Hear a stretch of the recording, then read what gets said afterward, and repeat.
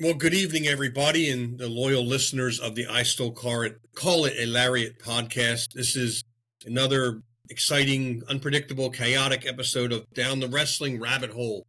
I am one half of this tandem, dynamic duo, whatever you want to call it.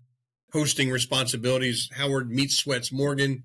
And joining me, as always, is the ECWA Hall of Famer, the 1/3 of the world-renowned Chick Magnets. Oh, my God. Your co-host and my friend, Mozart Fontaine. Mozart, what's going on, buddy? Oh, you know the same old story. You see my set falling apart back here? I got John Wick jumping off. I got Darth Vader just jumped off the thing back there. I don't even know what happened.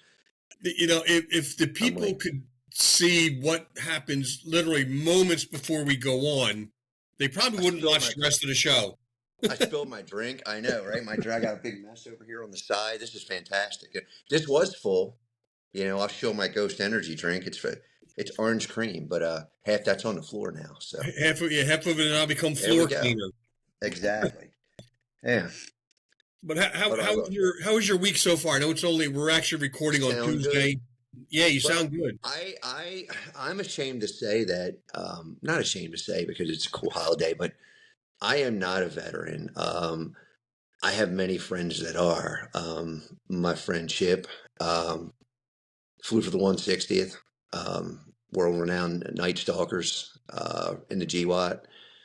Lots of it. My dad was the real deal. My dad was Marine infantry in Vietnam. They were embedded with the Green Berets, with Army's Green Berets. So yeah, I had off today, and you're somebody else near and dear to my heart. My, shared good child. She is a veteran of two branches: United States Army, United States Air Force. She was a medic. Realized she was afraid of heights when a helicopter took off. So probably not the best time to find out you're afraid of heights. That's about the time. Well, my dad used to tell me all the time because they flew the old Hueys in Vietnam. I was like, well, what were you strapped in with? And they're flying at like this low altitude, like this fast and low. And he's like, just like a lanyard strap, Oh, that's great. What happens if you fall out? You hope your partner grabs your shoulder and keeps you in, because you just have the skids to put your feet on. They have their weapon. Yeah, it was. So I definitely had some family friends that saw. So I was off, but as my world goes, the cat shot on me this morning. One man peed on the floor, the other one threw up on the floor, the other one standing there looking at me like I'm stupid. Like, well, which one are you going to go clean up first? And I'm like, I'm just like flabbergasted. I'm like, I just wanted to get up and use the bathroom. Right. I just wanted a peaceful morning. Can't even get a peaceful morning. You know what I mean? It was a non-coffee morning because I was going to sleep in a little bit, and I got to sleep in until about 8:30, and there it was. And because I planned nothing, I should have had my set and stuff planned like way before. But as Meat Sweats will tell you, I was sitting here dropping shit, stuff popping over. My light falling. My good friend Sherry just like this podcast, we don't plan anything. We just show up at 6:30 or whatever time we decide we're going to, because we are recording this. Of course, this isn't live, so we can pretty much go on whenever we want. We're not going to be live on the Lariat. Yeah, our producer Steve won't let us go live, so Steve wants to check that stuff. We gotta. He did say Steve is, under the weather with some allergies and suffering really bad. So I saw that. I promised him that I don't think we would get canceled. I didn't promise we would or wouldn't, but we probably would. So there's a little bit of gray area in there. Steve's app has pull. Steve's got pull. We're not going anywhere. This is his network. But it's been a good week so far. But I wanted to pick your brain. I know we were chatting a little bit before, like all day. I want to drop a little bit of history on you. Okay. Test your history knowledge. I'll probably screw it up because I don't know real history. So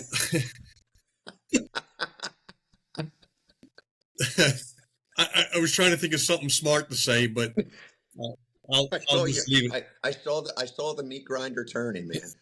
But does the date November 10th, 1975 ring a bell? November 10th, 1975. It does not. And there's probably something really significant I should know. Is it wrestling related or is this history? Well, it kind of is because I believe there, and we're not going to spend a whole lot of time on the modern product because that's not what we do here. Since the modern product is pretty much a shipwreck and a major shipwreck, I think, because it is a disaster, and I think the modern product in the mainstream. I'm not talking about independents. I'm talking about mainstream that has huge TV deals and everything. I believe that they are, will destroy, what we come to know as the wrestling, mainstream media or whatever you want to call it. But it is definitely a shipwreck. To say the least. If so, I'll give you another hint. Gordon Lightfoot knows what happened on November 10th, 1975. The wreck of the Edmund Fitzgerald. Yes, the wreck of the Edmund Fitzgerald. I didn't know the date. Okay. 1975. See, if you relate to music, I'll know about it. If you start talking anything else, I didn't want to lead off with that and make it too easy for you. Was that really? Wow. Yeah, 1975. Okay. So 29 crew members, bottom of Lake Superior. None of them made it off. In that song that Gordon Lightfoot sung about the Edmund Fitzgerald is a little over 6 minutes long, but it is Mozart. And you and I talk about this all. We've talked about it even on screen and off. Just like wrestling, you need to tell a good story, and Gordon Lightfoot did a great job telling the story of that tragic day and what had happened and everything. And it's just, to me, I mean, I love that song. I mean, obviously it's very tragic, but man, what a great job he did, putting thoughts to music and telling a fantastic story. Like I said, I think it tops out like 6 minutes and 31 seconds or something. Well, that's, yeah, and that was an era too of, you were coming in like arena rock radio and it, and it wasn't called pop rock then, but more like popular rock. And they wanted like, the 3-minute and 50-second, format. So some of the late 70s, they were still getting away with the long formatted songs. And I know that song got some radio airplay, so that's pretty amazing. It made it to number 2 on the top 100 that year. I don't know what year it debuted, but it made it all the way to number 2 too. Because the way that Billboard was done back in those days was way different. It was mostly, if I'm not wrong, based on record sales. Yes. Now I think there's like a pretty much like an equation that it comes down to is how do you figure out streams versus, sales. And I know that there's a big discrepancy in payment because I know a lot of artists personally who get nothing for their streams, their downloads rather, or like literally fractions of a penny per download, which is pretty ridiculous. Like that, you need like 100. I don't know what it is, but it's like 100 downloads for like a penny. It used to be pretty ridiculous, but it's still not good. Basically, really, the moral of that story. Right. But switching gears, just wanted to drop a little bit of history on some people because it literally happened. It was I believe the 50th anniversary yesterday of its sinking. But when you think of wrestling families, Mozart, what are the names that just immediately pop into your head? So we're American. And obviously there's a lot of dynasties out of America, but there's obviously right now the Samoan dynasty. That's real. That's a very real thing. So there's a lot of folks that came out of that lineage. There's the Von Erichs, there's the Armstrong family, there's Dusty, there's the Rhodes family. Do you get even deeper if you just want to talk father and son, because then you can say, well, but not really, because Randy Orton's third generation. So, I would still say that's a family, although maybe they weren't wrestling together. But right. I'll try to stick to the ones that were kind of wrestling together, like the Hart family. So where, being North American, like the Hart family was huge. When we're East Coast, and I think they were West Coast in Canada, but weren't they? Yeah. Calgary's yes. West. Yeah. Yes. So geography is not my strong point, I say Morgan will tell you, but I think of them. I think of the Hearts. There's probably tons I'm missing, but you have to look at the Wyndham tree, which goes all the way down now to Bray Wyatt, Bo Dallas, their dad Mike Rotunda, who's married to Barry Windham's sister, I believe it is, if I'm Yes. right. I can't remember. Who is Blackjack Mulligan's daughter, who is Kendall and Barry's sister. So you have a huge. There's the Smiths. I mean, there's Arlen Smith. There's Grizzly. There's Sam Houston, who you had the opportunity to hang up on several times. He is coming back, by the way. So I did talk to Thank him. God, Sam. We're so sorry. I He's apologize. forgiven me, so we're good. Yeah, it was Sam's internet, but we as Sam will give you the wink of the eye and probably tell you how it hung up on him. But I'm sure you will. His brother obviously being Jake the Snake and his sister Rockin' Robin. So there's the family. So there's a lot of families that maybe fans know of today, because that's one of the nicer things is you can do an internet search and you can you've got all this background. But when we were growing up with magazines, some of it was kept behind the curtain. Like you didn't necessarily know Rockin' Robin was Jake's sister or Right. things like that. Sometimes they would bleed it. I don't ever remember, not to say that it didn't, but I don't remember where they ever bled that into a TV angle or storyline. So you probably wouldn't have known that if you were a young 80s wrestling fan. What did I miss anybody? I know I missed somebody like that. As you were rattling off names, the DiBiase's came to mind. No, I don't have a list. This is all off the top of my head. Okay. DiBiase, starting with DiBiase's adopted father, Iron Mike. Well, there's the DiBiase's, Iron Mike, and Down to Ted Jr. and all that. And I just think it's. I think especially with pro wrestling and families, it's either your siblings or their offspring either have it or they don't. It doesn't seem to be sometimes very generational. Not taking anything away from Ted DiBiase Jr., but I just never really saw him as, like a main event guy, like a top tier guy. I'm not saying he wasn't talented. Yeah. But I wanted to focus on actually two families, one very well known, and then the other is probably really well known, although arguably not as successful as the first family we're going to talk about.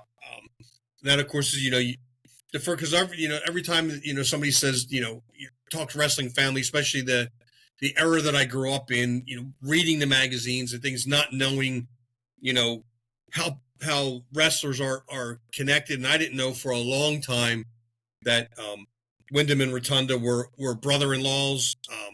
Just thought they were two wrestlers, and I was a little too young to remember if they ever mentioned, Blackjack Mulligan being his father. Like I said, they kept it very kayfabe. They kept it very kind of behind the curtain.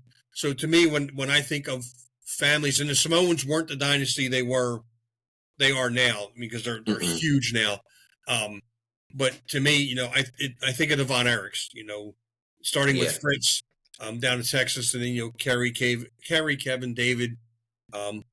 And for those of you that want to argue out there, I'm going to leave Lance out of it because Lance was never really a Von Erich. No, I don't consider that either. They tried hell to make people believe that, but it just wasn't. Well, he wasn't really related. So if you're talking legitimate wrestling dynasties, we're talking legitimate wrestling brothers. We're talking legitimate family tree. Yes. And I don't want to break the news to anybody, but Kane and the Undertaker are not brothers.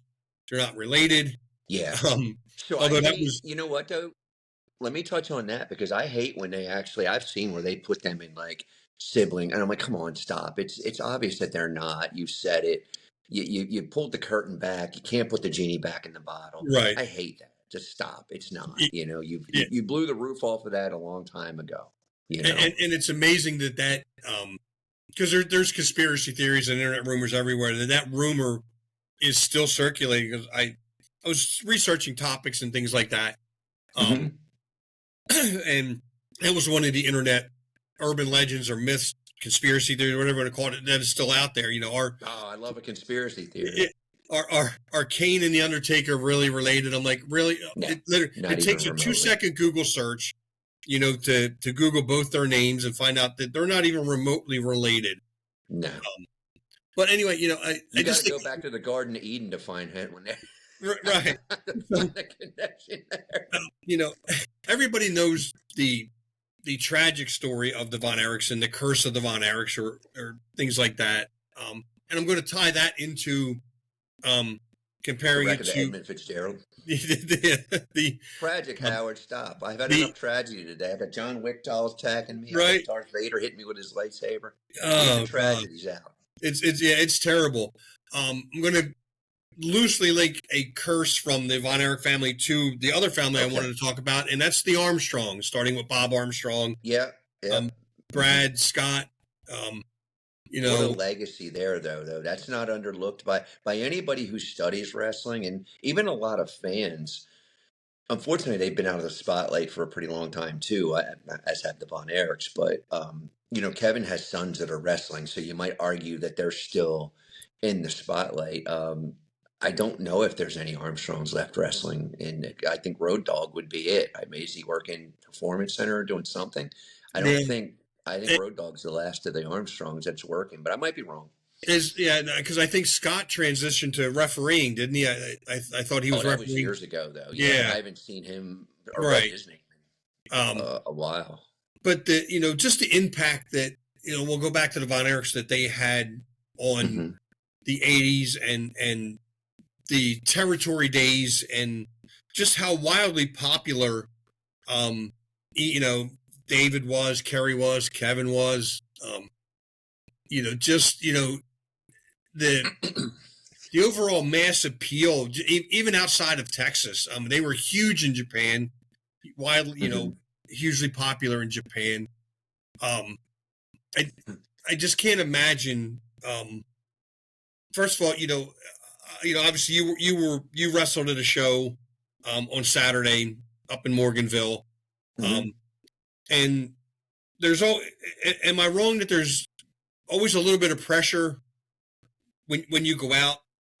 Pre maybe coming through the curtain, or even onto the ring. Like, are you thinking, gosh, I hope I don't mess this up. I hope that it goes over well, that it's Yeah. received well. I mean, is there any degree of pressure that you feel going to the ring? Um, when you're ready to wrestle. It Yeah, I think it goes in stages where you do, and it's individual. It's just down to the individual. I had this conversation the other day with the guys I was working with. Um, some people get nervous behind the curtain. Some people don't until they get there. Some people get in the ring, and that's when they start to feel a little bit of nerves. The general consensus is probably like once you're walking the aisle and you're flashing and you're hamming it for the crowd and your persona is being presented, you probably have maybe forgot about it just a little bit. A lot of guys, with inexperience, and even some experienced guys will end up blowing themselves up getting to the ring because they're so energetic and they're so. I've heard, I've got most people when they say they get in the ring, it's kind of like, well, it's too late now. We're in here. So that's the old adage of, as we pulled back the curtain where, and you and I have talked about this many times, I find it fascinating, but there's always another nuance like you can peel back to. So it's kind of like a never ending. It's kind of like one of those things where you don't, because it's so subjective, you can't really just say, oh, we peeled back the onion, Howard, we're done with this conversation, because you really never are. Right. It The more experience that you get, the more different types of crowds. What's at stake? If it's a lower stakes match, maybe you're a little less nervous because you're like, I got this. If there's a big deal behind it, like you really are tasked with uh, really kicking off a great angle or getting somebody in the position that they need to be in to move their persona forward or to move the whole program forward. So it kind of goes hand in hand. Are you moving the whole show forward? Um, it's and I think that's the neat thing that you can do. You can do a couple of different things. Like if you have like what they would used to call in the old days a spot show, then your main concern is probably okay. I don't step on the other guy's toes with duplicating moves, and I make sure that I just get over as whatever I am. Am I the face or am I the heel that night? And you're likely okay because there's nothing really around it. It's just a spot show. You might not come back there for a year. They're not running any real angles out of it. I've done a number of those over the years where we just forsaked every story we had, every ongoing arching storyline, and it was like, okay, you got different matchups that you might not have gotten if you were following your storyline. So there are neat ways to do that. But my point is when you get to a show, for example, the other night. the ECWA show, particularly, I think for all the guys, there was a really cool vibe in the back. It was very electric because everybody had something. When you give everybody something really important to do, then there's no unimportant matchup on the card. Right. So every single thing that happens, no matter where it's placed, now you're just placing it in terms of what's the emotional ride you want to take the crowd on. And everybody had something really important to do, but in particular, being a veteran and working with two veterans, we had a very, very high bar. Working with our mentor, working with Ryan, the owner Booker, working with his staff of guys that are amazing on pre-tapes and what do we need to do. And some of the information you're just getting when you get there. So you could take it all the way back to what you're talking about, like the Von Erichs. And I remember I had this conversation on the way home. I think it was with Disco Dave, and we were saying, people don't really understand. Let's just take music too. Like, they can tell me how big Kanye is or this. I don't even know who these people are. I'm like, I don't care. You can't compare it to, what was it, 60 something when the Beatles hit America and people were tearing down fences at airports just to get a look at them. It's completely different. You don't have that anymore. So you don't have people rushing a ring as over as you might see a CM Punk or a Roman Reigns. Right. No disrespect to those guys because they're amazing talents. If you go back and look at Kerry Von Erich and Kevin and David, particularly Kerry, but the other guys too, any pop you've ever seen those guys get probably pales in comparison to watching them trying to get to the ring in Texas Stadium, because that's how over it was. Now, different time. So that's a time when the curtain wasn't pulled back. So you believed that they were going in there to fight whoever. It was Bruiser Brody. It was the Freebirds.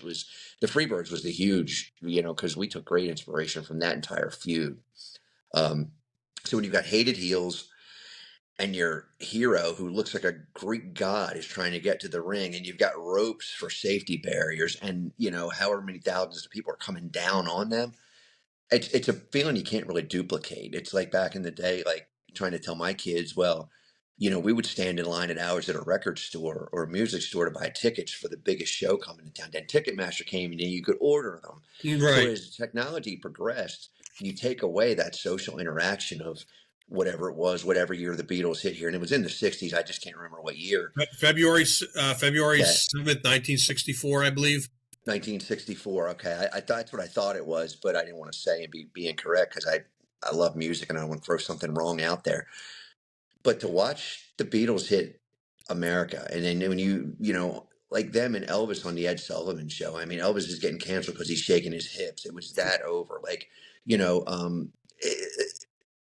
look back at where we've come from, technology is better, but I'd argue talent is not. So you find these guys that were innovators and doing the thing, and the people, and because the technology is better, though, it takes away from the human element of it. So standing behind the curtain, to get back to your original point, I know for me the other night it got very real. This is where we say, wrestling gets real.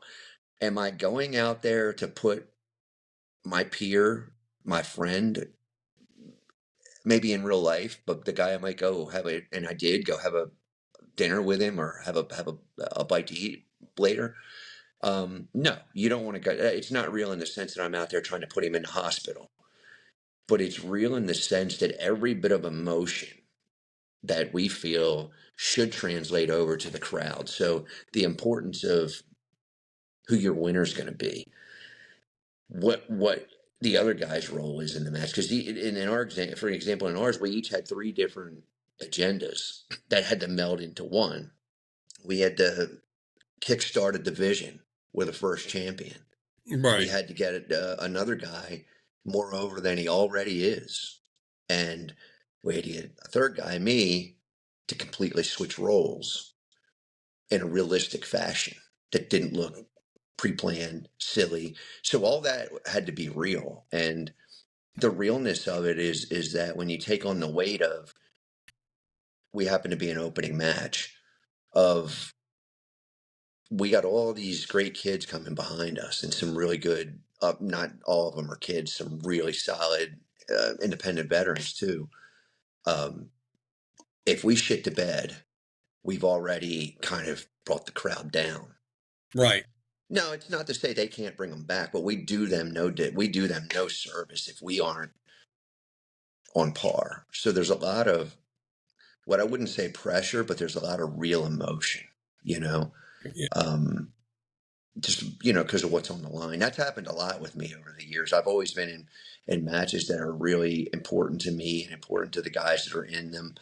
And, you know, of course, there've been those matches where it's just like, you know, well, we're going to go out there and have fun. I'll see you out there, kid, you know, and it's fun, but it's not on a level when you do something like this. Does that make sense? Yeah, no, and it's because I mean, I was at that show on this past Saturday. I thought that was you out there throwing roast beef around. I can tell. And well, I needed some of the kale and spinach that Sparrow was throwing to go with the roast beef, so I was kind of waiting for him. So I told him if I could have gotten to the deli, I would have bought him some roast beef to toss to you, and he just thought that was the funniest thing. And I said, "Well, I do agree. I was a little bit surprised, with you guys, heavyweight Sean Rowe and Aiden Chambers opening the show, being three veterans, solid veterans. mm-hmm. I thought initially, like when I saw what was happening, I'm like, I think this is a mistake. Like, why are you opening with this? And Mm-hmm. and not saying that in a negative way, because I had, pretty high standards for, the three of you guys that were there with, all of the years experience that you have. But I'm like, wow, that worked because it kind of jump started everything. And Everything. It was a contingent. It set the tone for the show in the future, to be honest with you. Absolutely. And I don't know, and this isn't negative, but I don't know that we went on the highs and lows. More importantly, the lows that you sometimes experience in a wrestling show. I think it was high.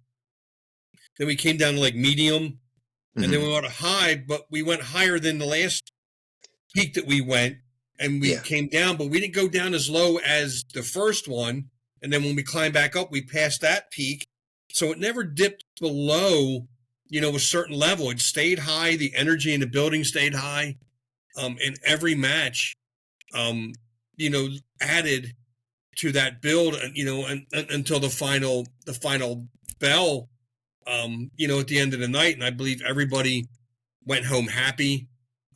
It was a great show. And, I told a couple of guys that I saw there that night that this was probably the best show in the 3.5 years or so that I've been going to ECWA. It's probably the best show that I've ever seen. It's interesting that you noticed that peak. That's that's a really interesting, because that was done on purpose. Like I remember sitting with, we were working with somebody very special to us. And I remember saying, fellas, your normal ebbs and flows of a match, it's got to just escalate. What I didn't know is that's how the rest of the show would actually do too. So while you got a little dip, like you said, you didn't come all the way down. Like somebody's decimated and they're getting taken out, and you're like, oh my God, then it's high again. It just kept on this steady, climb to the climax at the end. I mean, it was, and I thought, every match built on the one before it and prepped you for what was coming next. And it was really done well. But sticking with the Von Erichs, I think they as a family kind of took us on that same kind of roller coaster. I mean, with everything that they've gone through, like you said, with the feuds with, the Freebirds, or even, Chris Adams and Gino Hernandez and Bruiser Brody, and even, the matches that Kerry Von Erich had with Ric Flair in before he jumps to WWF. The whole Von Erich family, because they didn't win every night, they lost, and sometimes when they lost, they lost huge, and but it left you wanting them to get revenge on whoever it was the next time they were at the Sportatorium in downtown Dallas, Texas, or wherever they went next, whether it was part of Texas or wherever they traveled to. And I ran the Armstrongs and Von Erichs through this chat GPT. I don't know if you've ever used it. I haven't. Yeah. It's pretty cool. You could pretty much almost input anything and it'll spitball out all kinds of ideas. So I put, compared, the Von Erich and the Armstrong wrestling families to each other. Mm-hmm. And here's what the chat GPT said about the Von Erichs. The Von Erichs are folk heroes, icons of wrestling's golden age whose success and heartbreak created one of wrestling's most enduring legends. And I don't think that I could sum it up any better than that. That, in a nutshell, is who the Von Erichs were. They still are to this day larger than life. Kevin's two boys are still are doing. I say still, they're doing it. Kevin is somewhat involved now after years and years away, and I'm sure it was hard for him to, and I don't want to make it sound like he was a bad father because I don't believe he was, but it had to be hard for him to want to support his kids, in a business that was in one hand so great to his family and made him who he was, but then on the other hand, you have all this loss that your family suffered through the sport that you loved that made you all this money. So it's kind of a, the good angel and the devil, and kind of whispering back and forth in your ears. But it looks like his boys are fairly successful. They're doing well. I don't really follow them, so I can't speak too much of them on them. But I have seen a couple of other matches, and they look really, really good. Which brings us to the not so popular, and again, it's not a slight on the Armstrongs, but the Armstrongs, although probably just as talented as the Von Erichs, never got that rise and that fame that, like the Von Erichs did. What do you think? What do you think held back the Armstrongs, or what limited them in their success? Because all of them are super talented. I think all the way back to Bob Armstrong. Well, I think that I would argue. I think the Von Erichs just went down as legends, just more like myths. That's a mythological type of story. The death of Jack Jr. as an infant, losing David to suspect. Could it have been drugs? Could it have been a legit, intestinal failure? I mean, that's debated over the years. But nonetheless tragic when David was the guy earmarked to have a run at the NWA world title. And Kerry looking like a Greek god, and Kevin being, kind of like the Greek god / like super athlete, which they all were. Because remember, Kerry was a discus throwing champion, which is where the discus punch came from. So I believe he did it in college, maybe high school. I'm not sure I'm not 100% sure if he went to college. I know he did it competitively, which is where that punch came from. Right. Yeah. And I don't know.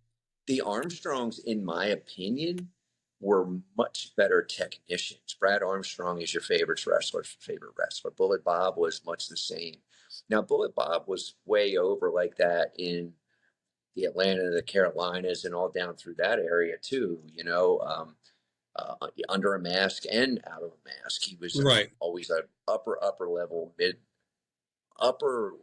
mid card to main event guy, depending on where they needed Bullet Bob. So really just a solid hand. But I think it's two ends of the same spectrum. The Von Erichs just call it the mythological because of all the tragedy and all the death and how over they were. They were more, they brought a female audience in at a time when maybe females weren't necessarily being drawn to wrestling.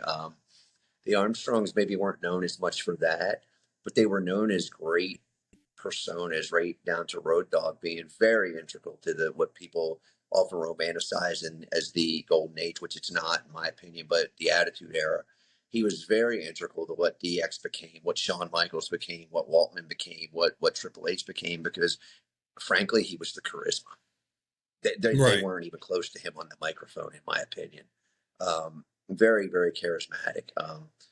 You know, there was Scott Armstrong, who was very, very, very solid in the ring. Steve Armstrong was part of the with Tracy Smothers was a really solid Southern style tag team. He did Wild Eyed Southern Boys for a while. I think it was Steve and Tracy Smothers. So you had all these really cool things that they did on the other side of the country in a day when I think that there were two things to answer your question. WCCW, World Class Championship Wrestling, Fritz von Erichs, Texas Wrestling, was cutting edge in a lot of things. Their TV production, their use of entrance music, their over-the-top characters. I hate characters. Their over-the-top personas. Michael Hayes with a big rebel flag, robe. Bruiser Brody swinging a chain. They were larger than life. A lot of territories were, but they didn't have the TV because Fritz got syndicated. I was able to see the Von Erichs out here in 1982. I remember watching them with my cousin, like, whoa, what is this stuff? And we're watching the country strap matches with the Birds and Right. the Von Erichs. So there was a lore that was created. In my area here in the Mid-Atlantic, upper Mid-Atlantic, northern Mid-Atlantic area, didn't really get the Georgia stuff until maybe a year or two later, starting to go into the mid 80s when Crockett Promotions was getting ready to take off and be what they became. So I think that's probably what it was. It was probably more exposure and the mythology that's going behind the tragedy of the Von Erichs. Even though the Armstrong families had some sad things, but also Brad, I think he was in his 40s, and Brad was just a technician and a half. I mean, I'll go back to I think the benchmark is Shawn Michaels, right? For a lot of people, but not for me. I look at Bobby Eaton, I look at Brad Armstrong, I look at Ricky Steamboat, and I'm like, those are the benchmark of in-ring performances for me. Right. Brad Armstrong could wrestle Jushin Thunder Liger one night, and then the next night he could wrestle, his old partner Tim Horner. So he could do any style, anywhere. I would argue, and this is a whole different ball of wax, I don't know how good Shawn was at doing worldwide styles. I think he was very, very good at what he did. But I think those guys were more world traveled. And just from a technical, how they performed at standpoint, I don't know that you get better than Brad Armstrong. You're talking Ric Flair, and consistently level.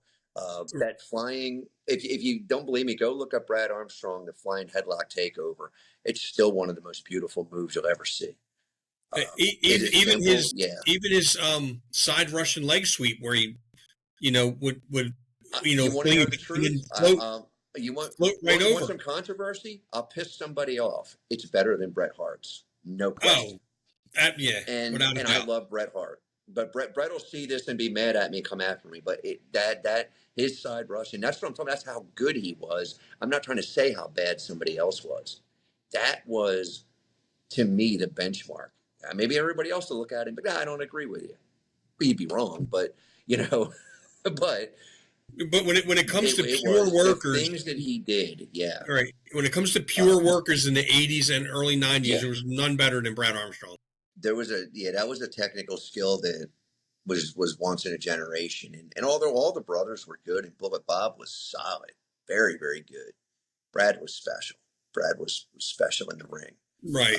One might argue too that maybe he didn't have the charisma to kind of carry him to maybe that greatest. I don't like the greatest of all time thing, because is there one? I mean, and I can tell you it's not this generation, no matter what they try to sell you, because they've not done half of what the guys that paved the way did. But I don't know. It's kind of like, it's so subjective, greatest of all time, but just when you look at the way he executed, what you cannot deny is the execution was flawless. It was unique and it was exciting. Right. Yeah. And the Chat GPT, I guess, is what I'll use, defines the Armstrongs as, the workhorse family in pro wrestling, technically sound, longevity, overall skills, is what the Armstrong has. And then it says, if you're talking fame and myth, then the Von Erichs went hands down. There's really no comparing the two when it comes to that kind of folklorish kind of mystique about them. But skill and longevity, I think that's where the Armstrongs, kind of take the victory from them. And then it went into, they asked me if I wanted the fantasy book between the Armstrongs and the Von Erichs. The robot asked you if you wanted the fantasy book. That's classic. A robot, AI. Did it ask you how many times you stopped at a red light when you were choking on that roast beef? No, because it only knows what I put in it. And I'm not telling it that. Exactly. And that, ladies and gentlemen, is why AI will never take over, because remember, it only knows what you put in it. Right. It only knows what we learn it from somewhere. It's not going to do. It's not how it works. Right. So it's a very useful tool, but we're not going to be terminated. Yeah. Right. And it's not. It's useful here because we're going to run down. They have a whole lineup here of what happened.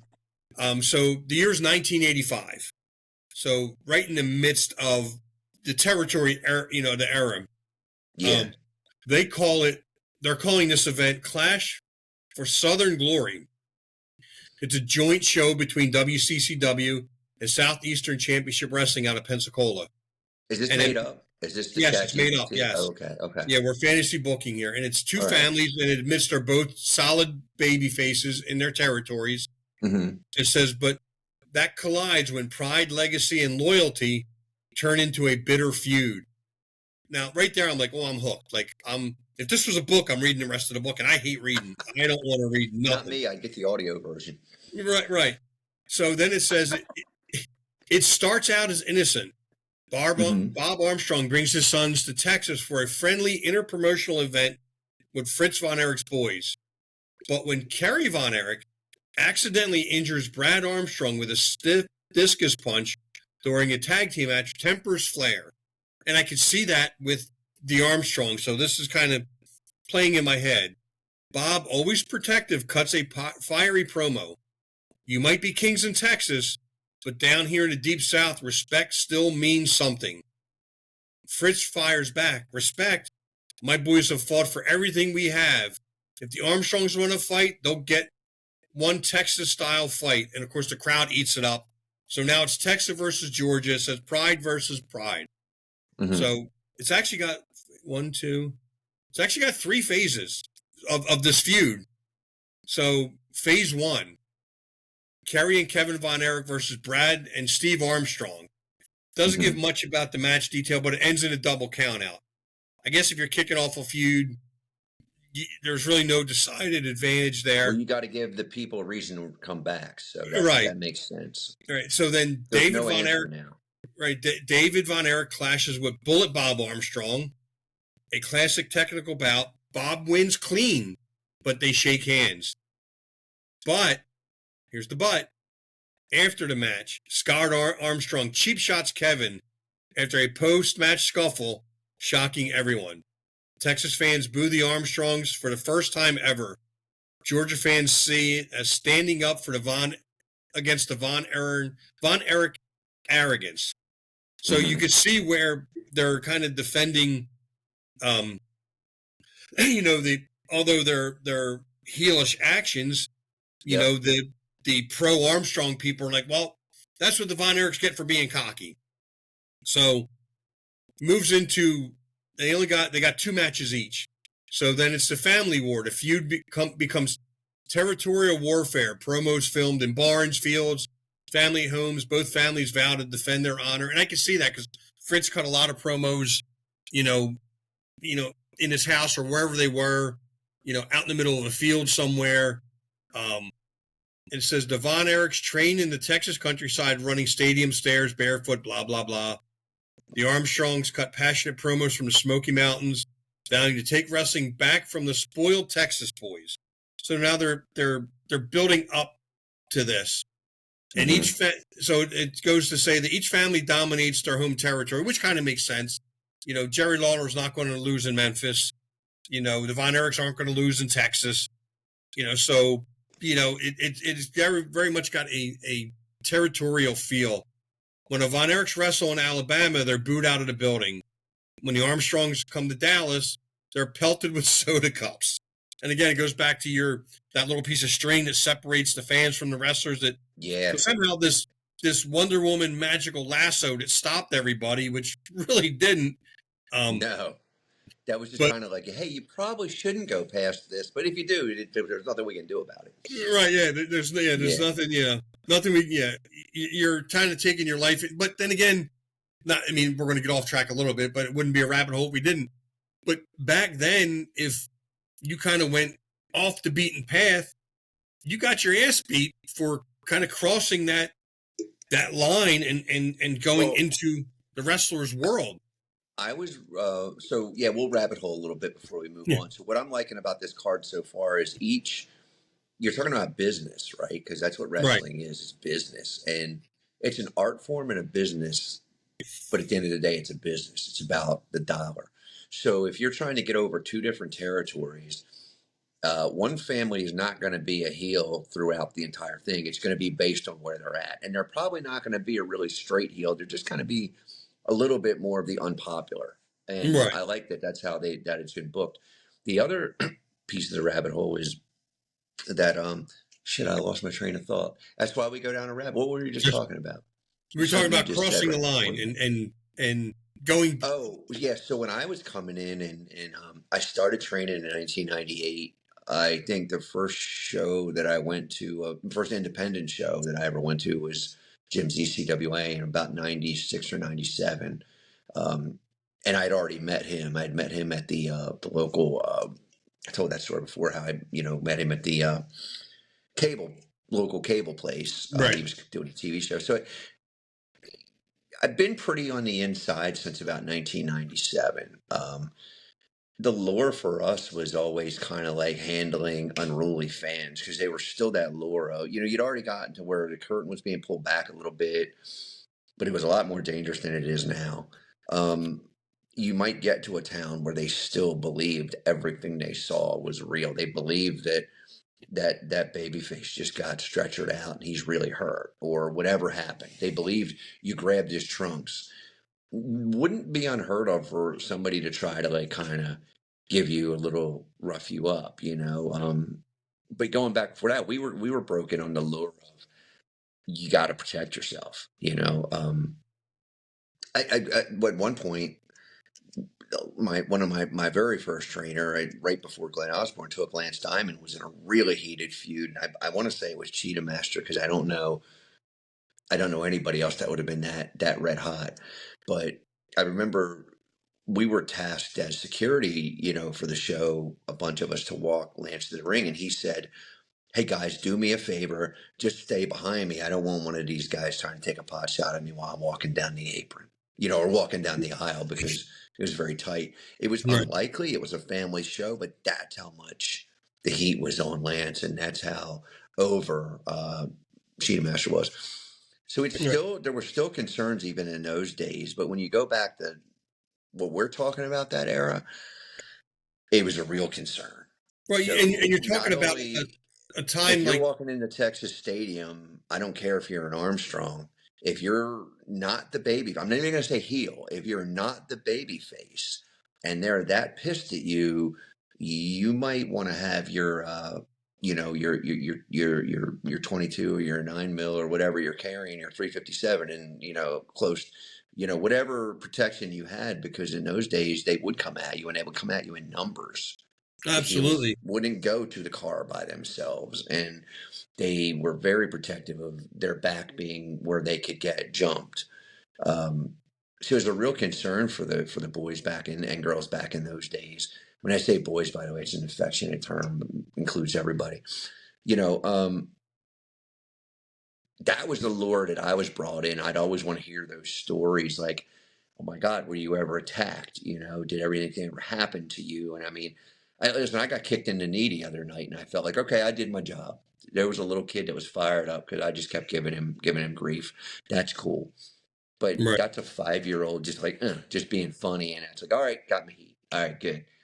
But when your life or your car or something is in danger, that was part of the job. Yeah, And and yeah. we're talking back, mid '80s. I just And beyond and rewatched, before that, yeah. and before that, I rewatched a couple of the Tales from the Territories shows that were on, and they did Mid South. They do Bill touch on Watts, that. They touch on that a little bit, don't they? and Yeah. they talked about when JYD was blinded with the hair cream, although it was I inadvertent. saw that one. You know, Michael Hayes went to swipe and JYD got in the way and he hit him by accident, got this cream in his face and he's writhing in pain. They played that angle so well that when JYD was home, recovering, his blinds were closed. He rarely went out. If he went out, he was bandaged up. And it was like 6 months. Nobody saw or heard from JYD, and he was coming back. I believe, I don't know if it was the Superdome. It was one of Watts' bigger shows. Yep. And he was coming back. He's still blind, and he's being led to the ring. And I can't remember exactly what happened, but I don't know if it was a blindfold match or something. But JYD picked his gauze pad up and looked at the crowd and then put it back down. The crowd knew that he was okay. And that they said the place exploded because they really thought that their hero, their icon, their savior was permanent. This wasn't a temporary blindness. This was a career-ending injury that JYD would probably never wrestle again. So they had lost their hero. And I'm thinking, if JYD loses that match, we probably would have heard the end of the Freebirds at that point, because those 40, 50,000 people inside the Superdome would have killed them, because that's how passionate and how real it was to them in the mid 1980s. Yeah. And the same here. I mean, we're talking about two storied families, that are doing battle. So we have what we call the blow off now, right? It's the end. They've traded things back and forth. I'm interested because so far I kind of dig how the AI has booked it. The Armstrongs win where they're popular, and the Von Erichs win where they're popular, keeping everybody engaged. Well, now there's the Battle of Southern Pride at Texas Stadium. It's got an estimated 40,000 fans, half from the Georgia, southeastern area, half from Texas. And it only highlights the main event. It's Kevin, Kerry, and David Von Erich versus Bob, Brad, and Brian Armstrong. And for those of you that are younger, don't know who Brian is, that's Road Dogg, Jesse James. So it's all three of those. So it goes into the highlights. Kevin hits a barefoot missile drop kick on Brad. Whoa. And again, for those of you that don't know, yes, Kevin wrestled barefoot. He walked in the ring barefoot. He that was his wrestling style. If you've seen the dark side of the ring, Kevin's usually barefoot. Yeah, yep. Everywhere. Yes. And he's barefoot that wasn't just a gimmick. He was normally barefoot everywhere he went. That's what I understand. Yeah, that's pretty neat. Even like when they showed him, at home, and you can say, well, he's in his backyard, but he's still barefoot. Like he was, and that's just how he had calluses on it. Because listen, dude, I go outside, and if one little pebble hits me in the bottom of the foot, like I'm a mess. I can't go out. Yeah, I can't go outside my door in socks, like let alone just my bare feet. I'm like, no, I can't. Yeah, don't let something poke me in the foot. I'm done. Yeah, no, I'm done. So Kevin hits his barefoot missile drop kick on Brad. Bob Armstrong and Fritz brawl at ringside like two old war horses, it says. So, Kerry discus punch bust open Bob, but he won't stay down. The finish. David Von Erich pins Brian with a flying knee, because remember, we're in Texas. And but both teams embrace afterwards, exhausted and bloody. The crowd, half Texas, half Georgia, chants family over and over again. That's what I would have. I'm so compelled by that, because that's what I would have done. And then it says, brought everybody back strong. Yeah. And then in the wrap up, the epilogue, it says the Armstrongs earned Texas fans' respect. The Von Erichs make appearances in the South, teaming occasionally with Brad. Commentators call it the greatest family feud in wrestling history. Yeah. And now what I'm doing, if I'm one of those, two bookers, whenever I've got a problem I can't handle, I'm going to go out and get the other family to come help me as a Right. baby face. Now you've Absolutely. created decades long alliances that it's like, okay, we went to war. We know what we're about. We both came out equal. And you know what I'm surprised about, though, is they left out a lot of key things. Like, because the Von Erichs were known for certain things, like Brad was just known for everything. You name it, he Right. could do it. So you can't say, well, Brad's Russian leg sweep. Oh, his flying mare. Oh, Right. his sunset flip. Oh, his high cross body, because it was all perfect. But when you think about the Von Erichs, it was the brutal punches that they threw, the iron claw. Where was the iron claw? So anybody, Oh yeah. Oh I yeah. never bought, I never bought the claw. Never bought it until I saw as a kid Kerry Von Erich put it on. And then I saw Kevin would use, I actually thought about using this, but it didn't necessarily fit my persona, but I used it at a show I did in Chaotic Wrestling on Hot Shot Mike Reed, because we had to do something different. They said to us, you're going to work his abdomen, not his ribs, not his back. I want you to work his abdomen. And I said, Mike, what if I do the iron claw? Oh my God. Because Kevin used to put it on the gut. Yeah. But that leg scissors that Kevin would use, Hmm. that was why he used the song Stranglehold. We went into that a few episodes back. So you Yeah. guys check out the music. Was a very interesting conversation. But because he used that leg scissors, which back in the old days, that was like this feared move, right? You got these Yeah. guys with these giant legs. And if you saw Kevin's legs, I don't know that I'd want him putting me on and squeezing me in that thing today, No. So that was like a thing he would. And I'm sure I can't imagine if there wasn't some enhancement match where somebody passed out to that, or they weren't tapping back in those days, ladies and gentlemen. Which, can I go down another rabbit hole too? Because we started I this with wish you Steve. would. When you, well, I'm gonna, let me hold on. Let me make sure nothing's jumping off on me like that. Why is there a big wet spot on my floor, Howard? What'd you do over here? I can't tell you. I was drunk. Unbelievable. I don't know. It was dark. Yeah, whatever. I can tell you what happened. I kicked this over. As I was getting up to try to save myself from everything else that was coming down on me. What about um so I don't even know what rabbit hole I was going down now. This is why Tapping I out. didn't even take Tapping out. what. Oh, Don't tap out so on me. Don't tap out on me. rules of wrestling. Rules of wrestling. Is there a Wrestling real 101. No, there's not. But there are simplistic things that when we were taught, if I'm teaching a new student, okay, you're going to have to break when we get to the ropes. It's common sense. I'm just telling you, you got a 5 count. Um, I think that promotions, I don't give a shit about trying to distinguish yourself. It's too confusing for the fans to watch one product here and you're allowed to do this. You can watch, and it did happen back in the old days, so this is not a new problem. You could watch AWA and they gave you a 20 count outside the ring. Well, Right. I done made a sandwich and didn't choke on my roast beef by that point. I'd gone and made a sandwich and they're still on the outside. It's a 10 count is typically, and it's a good cadence. It's 10 count. 1,000. It's 10 seconds legit.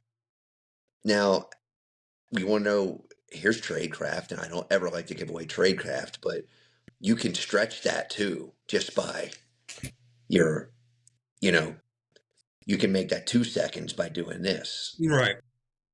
But if I'm sticking to it for real, it's 10 seconds, and it's on me or whoever to break the plane of the rope. Half their body has to come in. Not, let me put my pinky in.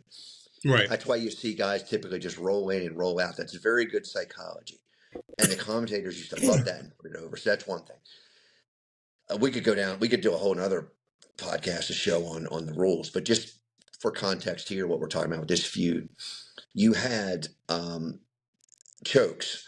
A blood choke, which we talked about this before, is illegal in wrestling, which is a sleeper hold. That's where you'd block the carotid artery and block the blood to the brain, and you pass out.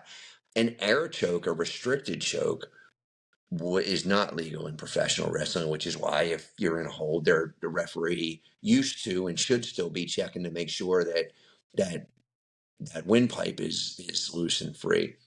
And then there's a combination, which is basically your rear naked choke, just takes care of the whole everything, you know.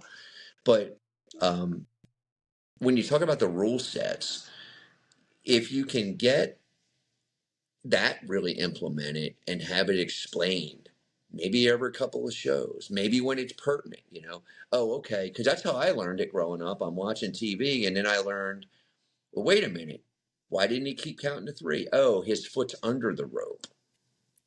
Well, he doesn't necessarily have to put his foot on the rope. There's more Right. drama there. But then you could tell a different story if his foot is stuck under the rope. I'll give you a modern example that just happened last night. I'm sure everybody in the world knows that John Cena is now the Grand Slam, which Aiden Chambers is the first Grand Slam champ because he became the new ECWA Legends champion. He's held every title that ECWA's had to offer, right? So he is the first. So John Cena picked up the first in the big leagues, I guess, for WWE. If you looked back, I'm sure somebody has, but for convenience, they're going to say, you know, or maybe modern titles. I don't know. It's confusing. So anyway, he wins the IC title, but how? A referee gets knocked out. Now you can go two ways with that because I'm still not convinced they're letting him keep the title. I think they come back with what we used to call the dusty finish. The dusty Well, swerve. that Dusty wasn't finish. the official referee because if not, you just disregarded a major rule in wrestling. That's not the official referee. You don't get to call down another referee. That has Right. to be an authority figure to do that. The wrestler doesn't get to call down the referee. If you had, who's the GM on there? Is it Adam on Monday night? If he had come out and said, this match will continue, I'm appointing another, now you have an authority figure saying, because the way it was done on TV last night is traditionally how you did what everybody would say, oh, it's the dusty finish. Well, it looks like he won. He's holding the belt. But the next show would come on and they'd say they have a big thing where they had to strip him of the belt. Now there's a tournament, or it goes back to the previous champion because you knocked down the official referee. Right. Technically, that's a DQ, whether it's on purpose or not. So that's where I start to get a little irritated with the rules. Well, are you just going to let that go? Like, okay, that's okay now, right? You couldn't have come up with a better way to do that then? You know what I mean? Yeah. I didn't see the match. I'll probably watch it. Oh, it was a great match. I mean, my hat's off to both of those guys. It was one of the better matches, and I think you'd enjoy it because you and I discussed, like, Dom's just the classic heel. But I had a real problem with the finish because of that. I'm like, that doesn't stick. That doesn't hold to me. I did hear where they said that if John Cena is wrestling for the past 25 years, then Dominic is wrestling for the next 25 years. And I believe that. I believe he's going to be the measuring stick, I believe, eventually. I mean, well, my hat was off because, you know, the best that they can do in modern wrestling, and I hate to say it, like it really isn't. It doesn't have the drama and the impact of some of the older stuff because of a lack of detail. Because it's a media company now, and what's the word I'm looking for? How is it media? Content. Because it's what's that? It's a content company. A content company. Because it's a content, they just want the snippets to throw them on Facebook, or TikTok or whatever the hell else they use. I don't know. But if you look at what they did, you know, there's that nice backstage sequence, and he has a good interaction with Rey Mysterio, which is he's a good kid. And Ray says, yeah, he needed his ass kicked or he needed his butt whooped or something. And John says, well, he's a good kid, you know. That's what they did. They set him up for the next generation, you know, because he's going to get so popular as a heel. At some point, they're going to have to switch him. Right. And I don't think it's soon. I think he's fine for until he's so popular for doing the tactics that he's doing. Now it's time to switch him because they really want to cheer him, you know? Oh, yeah. It's apparent that they want to cheer him. And I dare say, because it was in Boston last night, right? That's where they were. Boston, yeah. So it was well done. I mean, if you're because you're in Cena's hometown, and if that's in Philadelphia, Baltimore, Madison Square Garden, you know, any of the other, you know, even, you know, the old Omni in Atlanta, whatever you want to call it, I don't know that the crowd cheers, one, as loud for Cena, or Mm-hmm. two, boos Dominic as loud as they did. I think because it's a Boston crowd and it's Cena's hometown, Mm-hmm. and they, I mean, they know they're not stupid, right? They know where they're at. Yeah, no question. Yeah. And they played to that crowd, but I think in another arena, and even go, a little bit up the road, to the what would be the left, and go into Canada. I don't think Dominic is booed as much. I think Mm-hmm. we're waiting, and I say we, I'm talking about mainstream wrestling fans because I don't follow it that Mm-hmm. closely.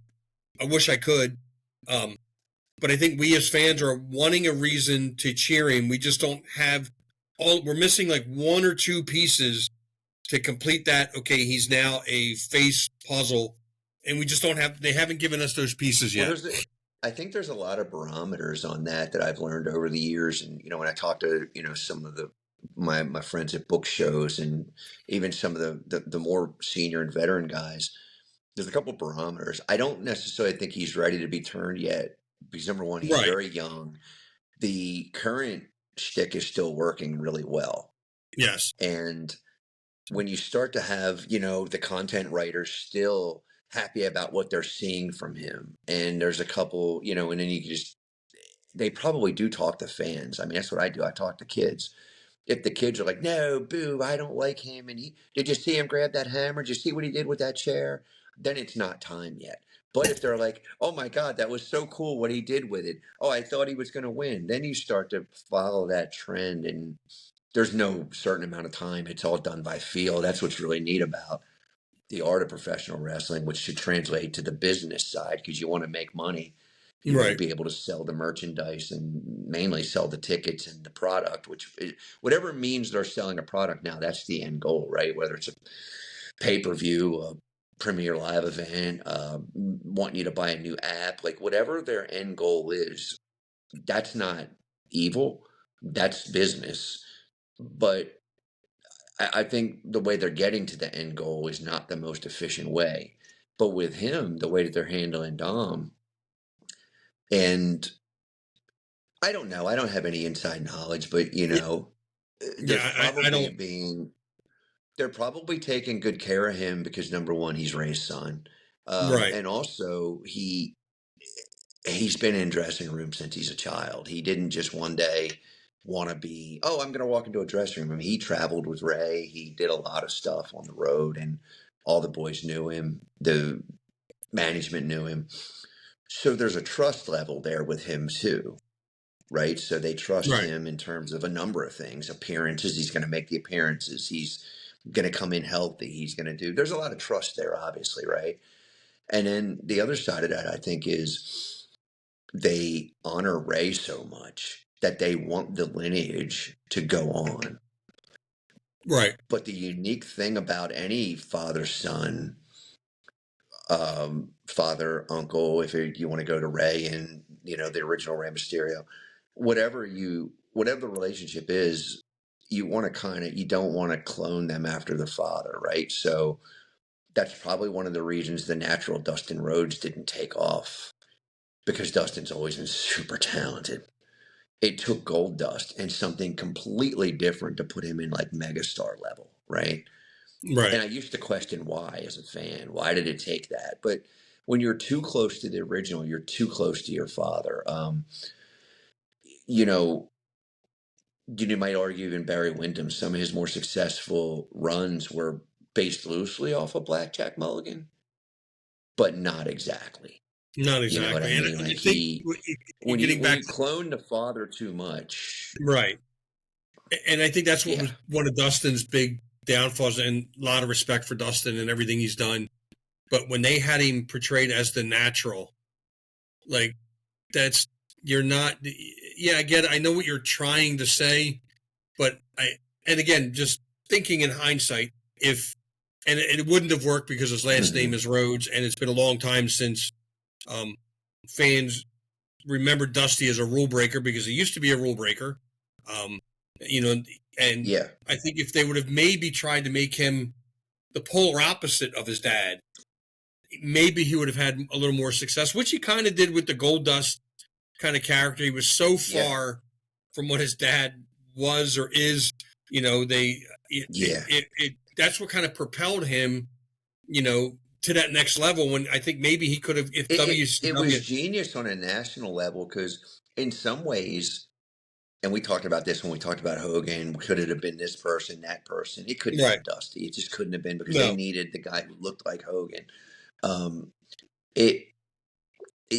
If anything, and I think about it now, if he was, in his prime a few years earlier, it could have been Superstar Graham, which is essentially what Hogan credits is a lot of where he got a lot of his stuff from. Him and Jesse Ventura, the feathered boas, the look came from the innovator, Superstar Billy Graham. But when you look at Dusty as the common man, was huge in the South, but again, the South. It wasn't going to work from corner to corner across the United States or globally, because think about it. What does Japan know? What does UK know? What does Australia know about the Southern common man? Only what they read in history books. But when you look at Hulk Hogan, that's a superhero globally. The bright colors, the marketing, the red and the yellow. McDonald's used red and yellow for a reason, right? We talked about that. But my point is, when you get these kids that have, that's fathers or something, you could do something that's an ode to your father, like like the name, The American Nightmare, which is actually was actually Dustin's first. They had a brief run as The American Nightmare, but when you take a twist on it like that, and Cody, in terms of his look, is more Ric Flair than Dusty Rhodes. I mean, when doesn't he have alligator shoes and some hot-looking suit on, right? Right. Yeah, when's the last time you saw Dusty in a suit? Dusty being dressed like that. Right. But, getting back to when's the last time you saw Dusty in a suit? He just, that's not what he wore.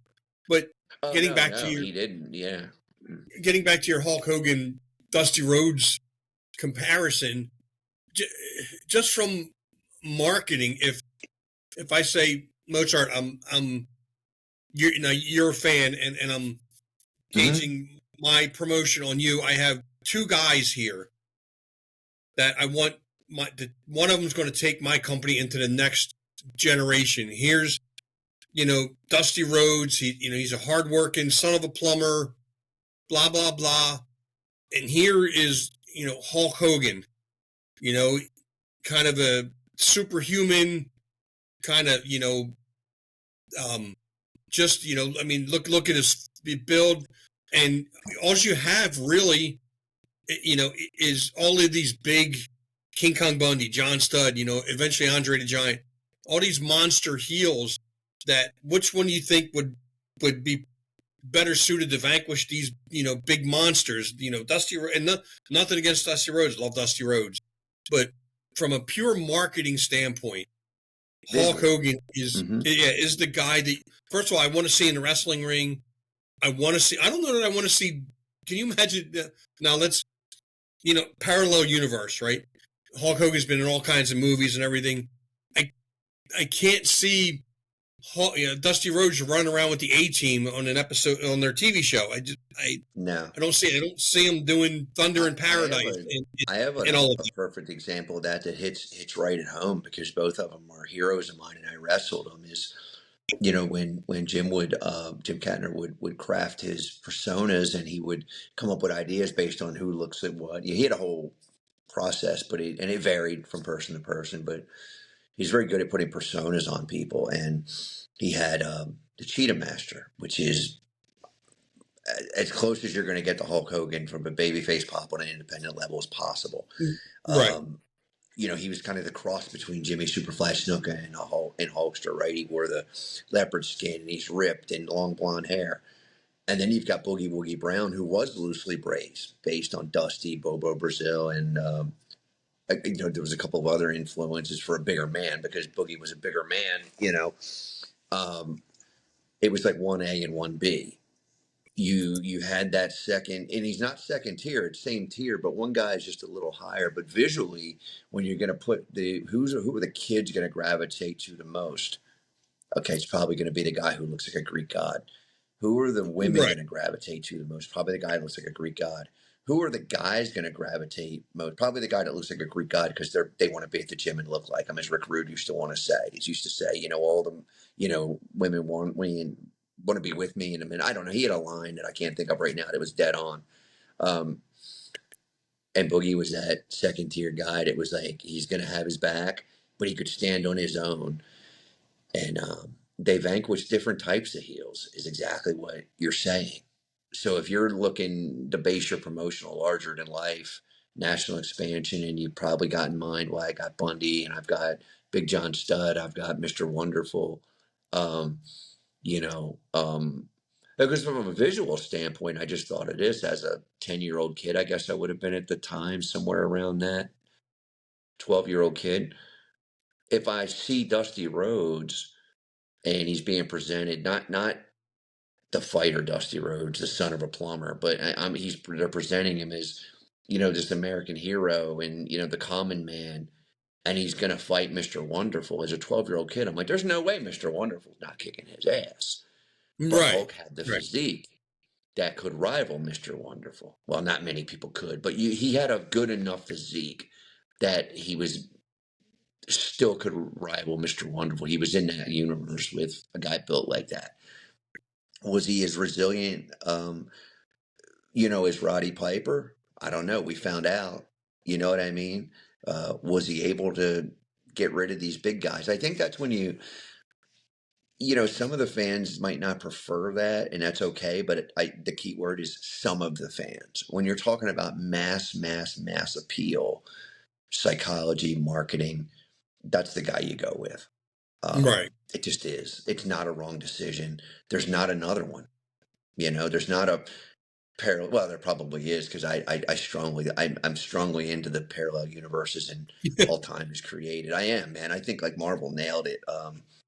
The more research I do on that stuff, I should start a podcast on like the esoteric, but that kind of stuff is already out there. And that's what I listen to all day at work. But I don't think there's a reality where it works as well as it does with Hulk being that guy, Right. Unless you've got Chris Hemsworth, who's looking like Hulk Hogan or somebody like that, It probably didn't even work as well with a guy like Mr. Wonderful, although he had one of the best physiques at the time, because you had to have a certain type of persona.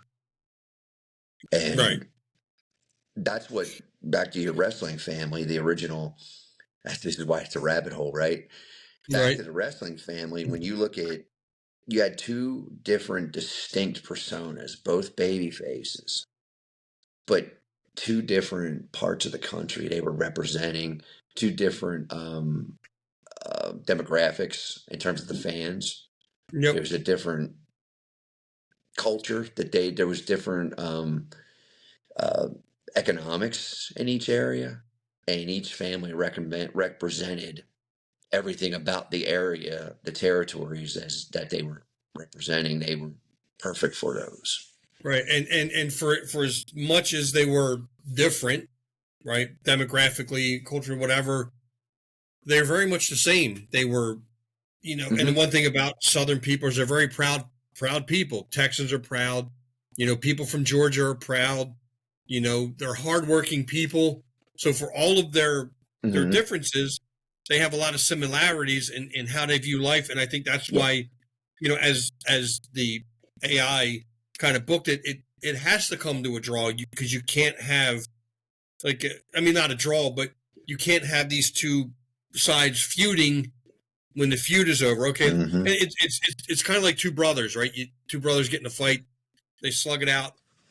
One wins, one loses, but at the end of the day, the winner usually picks the loser up, shakes hands, and okay, we're brothers again. And they kind of walk off into the sunset, and all is right with the world again. And I don't know that works, with other types of families, especially, we mentioned this, the Samoans and the Ortons and, and the Mulligans and all of that, because most of them, there are, clear-cut heels, clear-cut baby faces, whatever, however you want to divide them up.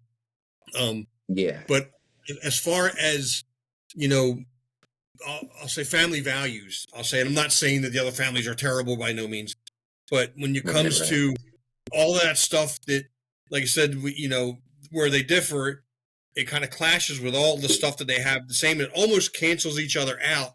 And it would have, I wish, I wish I knew, 40 years ago what I know now and could have booked that exact feud. And me and you could have retired, gazillionaires, and we'd be done. You know what's interesting about that is the more I spend time around, you or the other wrestlers or, my mentors and guys that I respect, even just people outside of wrestling that are, in entertainment, and you talk about a little bit of the psychology, what you're trying to accomplish, particularly in wrestling, there's kind of I think a falsehood of fans where they think that the finishes matter to us. The finishes only matter, meaning who's going to win or lose, only matter in terms of getting you from that point to the next point. So no matter who you pick, for example, in that babyface versus babyface feud to win, and you could make it kind of lame and have a double something or another, but that's still that's not a definitive finish. If you want a definitive finish, which I prefer, somebody gets pinned, there's no shenanigans around it, it's clear cut. The storytelling is what matters. The people at the end of the day, let's say that feud, what really happened, and they're not going to remember Von Erich X pinned Armstrong X. They're going to remember at the end of the day, those two families came together. And Right. if there was an ego thing where somebody's like, I don't want to take a pinfall, then I've got the Freebirds coming down to just kind of start with everybody, and they unite right then and there. But I do believe you can do a definitive finish. Like the chat GPT booking. That's kind of like the GP and S, as my father-in-law used to say. You got your GP and S on? I was like, where'd the N come from? He's like, no, GP and S. I was like, oh, all right, cool. It wasn't a manual shifter either. It was a Manuel shifter. I was like, oh, who's Manuel? Right. But he's a character too. I wish I could get him to be a manager. That would be classic. The finish isn't as important as the story you told and where you're going. I'm not saying it's not important, but it's not important in terms of um, two families like that who are well established in each territory. And this is the mistake that happens most of the time whenever you book two different promotions against each other. And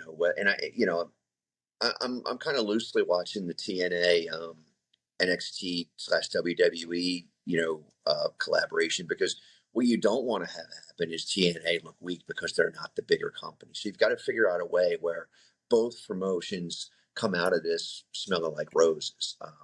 Right. When they bought WCW, the buyout was the biggest shit fest in the history of buyouts. Right? They just shit on it.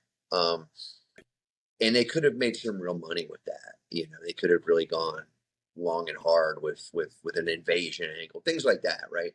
Well, it's funny started. you brought that up, because Jim Cornette laid out, I think it was a year and a half or 2 years of Shane buys WCW, right?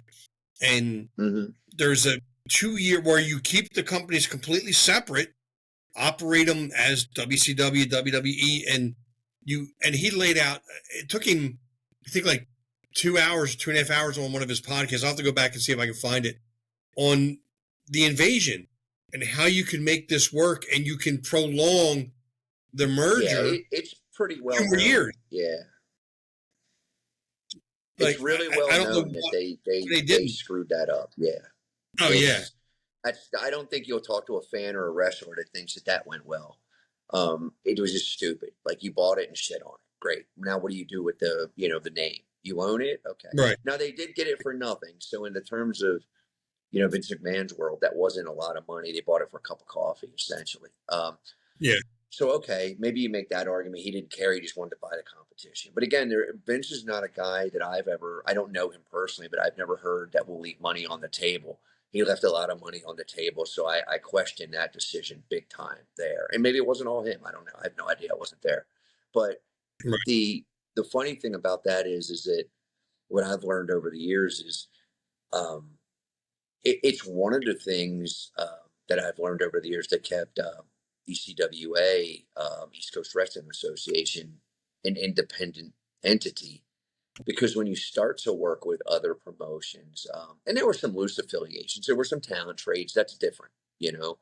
There was never, for example, we did a multi-year talent trade with Chaotic Wrestling. That's still going strong. Everybody, if you've not checked out my friend Kevin Bowe, the great Chase Del Monte has the reins at Chaotic Wrestling out of Lowell, Mass.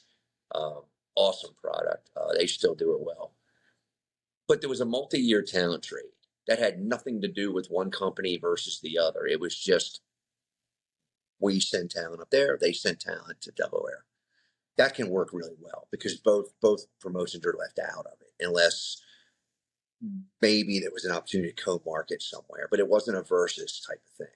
When you have one of these deals where you're working together in a, you know, TNA versus NXT, you got to book carefully because somebody's going to come out looking bad. And unless it's done like this, maybe they should use GPT and figure it out, because unless you do it really, really well, and it's not rocket science, you can use the old KISS, keep it simple, stupid, an acronym.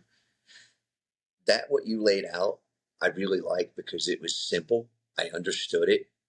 I understood what happened, and both families would have come out so that each one of their promotions looked like $1 million.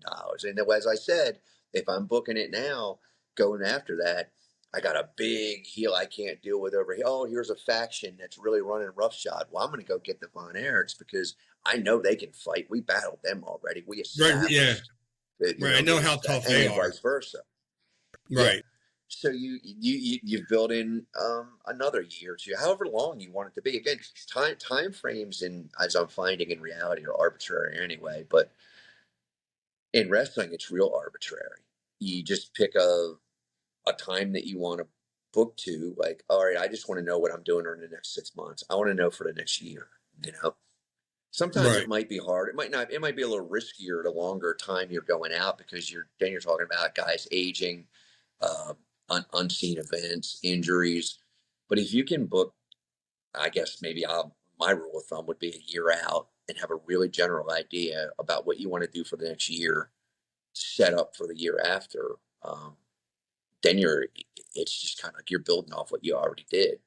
And the more Right. history you get, like these two Right. storied families, the easier it's going to be to build a future because you've got all this history. Right. And and I've heard You froze on me, people talk Howard. about, I hear people Listen, talk me about, sweats. I think you got a pretty face, but quit freezing on me. right. Vince I got you. back books You're back. from WrestleMania 2 to WrestleMania 1 or whatever.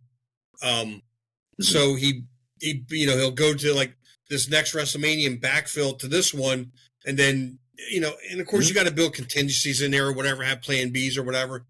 But by October, November, now they're starting to build. Okay, this is where we want to be at the next WrestleMania. Let's fill back in so that from this WrestleMania to that one, it kind of makes sense and all just flows evenly, and it's not all chopped up.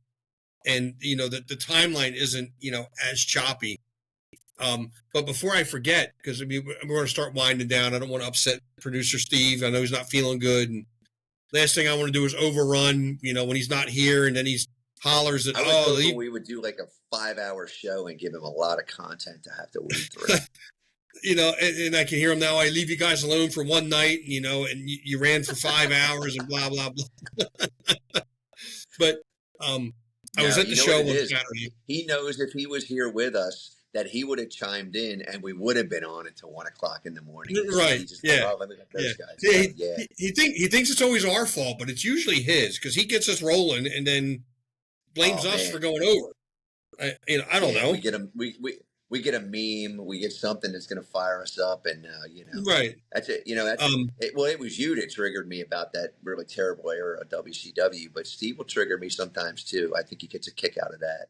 He knows my wrestling triggers, so But I was at the show on Saturday. Like I said, really good show. And I got some very good criticism from somebody who I admire in the business, Mozart. And, his words, they weren't harsh by no means at all. But he spoke very highly of not only this show, down the wrestling rabbit hole, but also our Matt Madness with Morgan and Mozart that we'll actually be doing live tomorrow night on the VOC Nation. Loves, both the shows. Doesn't listen often, but he'll check out a show or check out some of the show when his schedule permits. And he told me that it's nowhere near the dumpster fire that we think it is. So I kind of took that as a compliment. I know we kid a lot, about, we only have like 3 listeners and all of that. But, hearing it from somebody that I respect, that's in the business, that kind of made me feel good a little bit. It went from 3 to like 3 million in like a week. I don't know what happened. It's just it exploded. It exploded, and I can confidently, right? Yeah, we got to talk to Steve about that. But I can confidently say, I can confidently say, Mozart, that as of right this second, Down the Wrestling Rabbit Hole is the highest rated podcast broadcasting from 2 separate states. Oh, wow.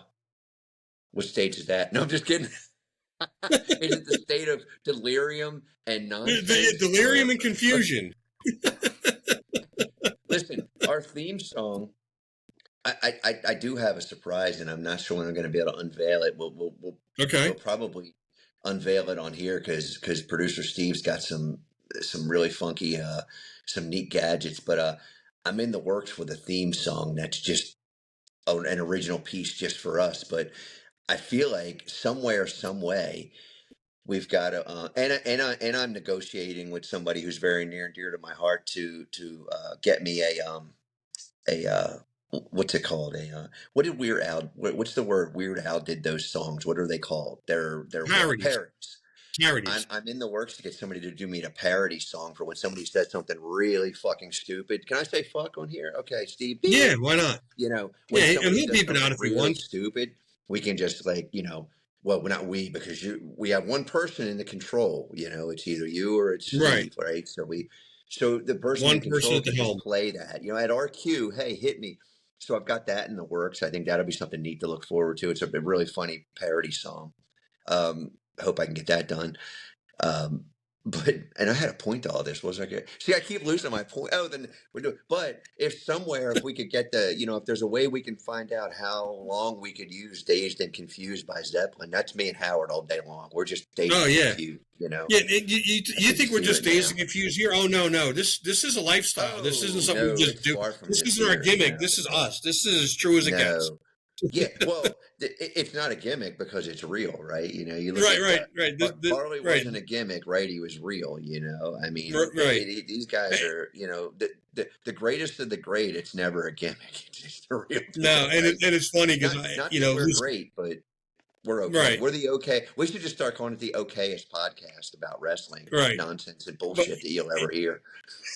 It's funny you brought Harley up because I thought about sent Justin Race Harley's son a clip. That same clip I think that you or Steve sent about the promo. I sent it to him. Did you? Yeah, and it's funny. Mr. Snake. Yeah, Mr. Snake. Yeah, and I remember when we were talking to him. I don't know if it was the first time or second time or whatever, but I remember him saying that that was in his words that was Dad's voice. Like that wasn't a gimmick voice. That's how Harley talked all the time. Like he wasn't trying to be Hulk Hogan. Right. He wasn't trying to be Macho Man. That was Harley Race. Harley Race talked like and I'm not even going to try to do it, but that gravelly voice that he had. Go back in YouTube if guys. Go back in YouTube a Harley promo and you'll. That's the same way he ordered chicken tenders. and a I'm Big like, Mac at McDonald's. I'm watching the baddest dude on God's green earth in a friggin' beautiful robe and gown. And he says, Mr. Snake Eyes, talking to Jake the Snake Roberts. I don't know. I don't remember that promo, but when I saw I that, don't I either. lost it. I was like, this is that little 4 or 5 second clip of just him doing that was what pro wrestling should be. There's a serious bad dude who just entertained the crap out of me by saying one thing. He probably didn't think he was being funny, but it was just No, hilarious the way he called him. He didn't call him Mr. Roberts. He didn't call him Jake. He's Mr. Snake. Mr. Snake. Like that was his last name. Like, Yeah, that's what I'm saying.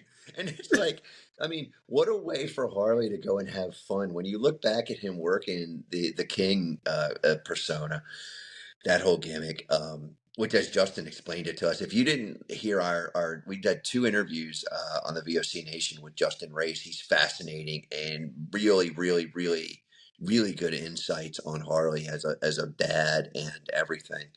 But the neat thing is that the authenticity that he brought to the ring, and a lot of guys do that, but I don't think anybody did it better. Because you got this really, really, really nobody did it. legitimately tough dude who just wasn't afraid to be a dad and play with his son and his son's friends and be the entertainer, just like he entertained me at, north of 50 years old by just calling Jake Mr. Snake. Mr. I mean, Snake. you can't really write that stuff. I just laughed. So I had to send it to you guys because I just sat and laughed for about 5 minutes. It wasn't quite as funny as you choking on a piece of roast beef, but it was up there. No, well, listen, there's Harley comedy, then there's Howie comedy. That's where I'm at. Exactly. Harley was way more serious than me. I gotta get a little like childhood book. It's gonna be like, Howie's Crockpot, and it's gonna be like Right. about how you don't get into the crockpot. Oh gosh.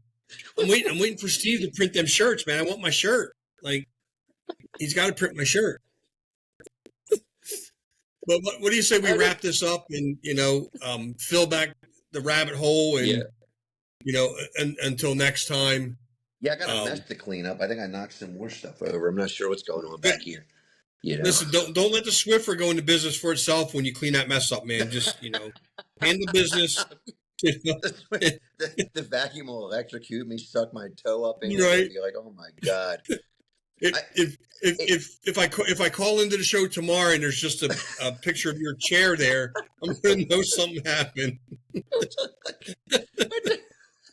It's like I can't. Like all the appliances go into business for themselves. They don't even want to like work. I had the heater trying to go into business for itself this morning.